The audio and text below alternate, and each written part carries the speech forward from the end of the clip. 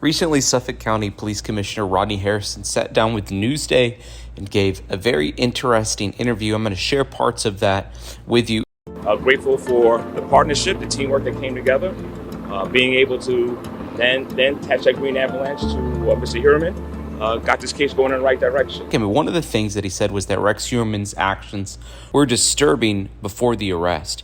Gilgo beach murder suspect Rex Heuermann continued to engage in disturbing activity in the months leading up to his July arrest, according to Rodney Harrison.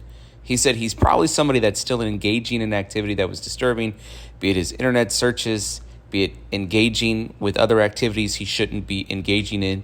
He said that's something I was very, very passionate about regarding seeing what his lifestyle was like. He also noted that he can't talk about if Heuermann was planning to kill again. Now, Heuermann is 59, was arrested on July 13th at his Massapequa, Long Island home and charged with the murders of 3 sex workers, Megan Waterman, Melissa Bartholomew, and Amberlynn Costello, whose remains were discovered near Gilgo Beach in 2010. The father of 2 is also the main suspect in the killing of Maureen Brainard Barnes.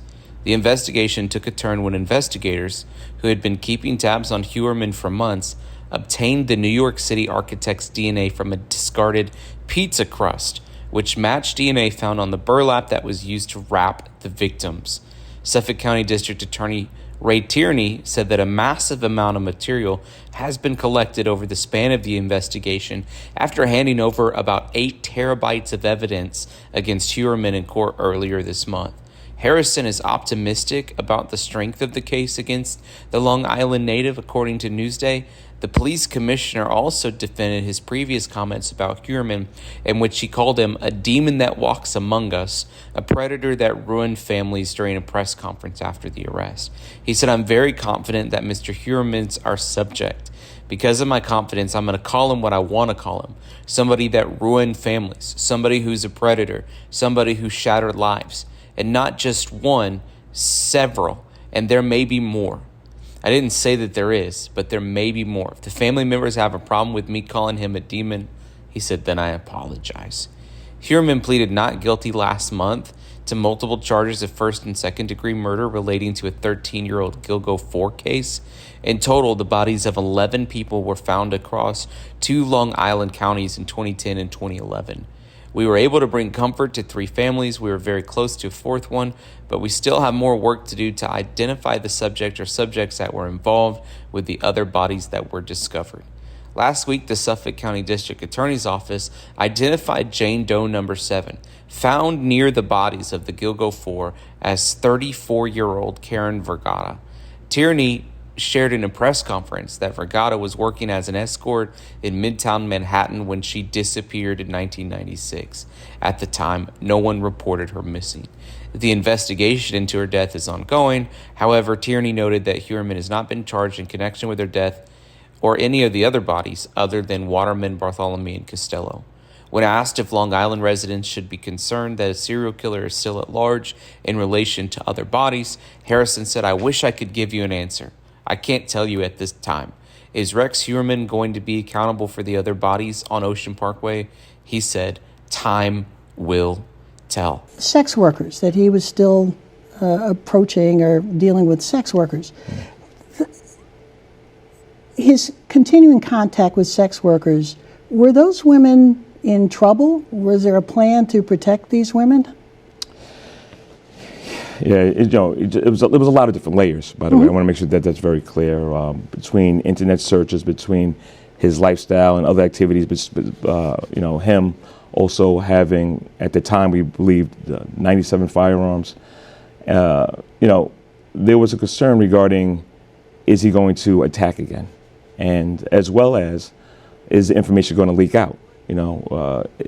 Is this case, knowing that we were onto him, is it going to get back to Rex Heuermann?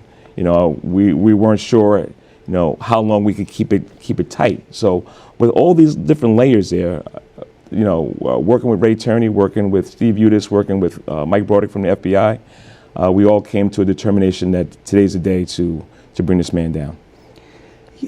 So you've arrested him. You've got him in custody. You go and you search family home, 2 storage facilities, and now you've got the avalanche. Yeah.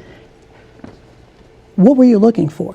I really want to ask, did you find anything? But I know you got to tell me that. So the question is, as long as you know the answer for what that. were you looking for? Right. So anything that could connect Rex Heuermann to what we call the Gilgo 4 or the other people that were recovered, that we discovered over in Ocean Parkway or something else. Listen, the first body went missing in 2007. Rex Heuermann was, I believe, 43 years old at that time. Is this his first time dealing with sex workers? Is this the first time that he's might have hurt or killed somebody?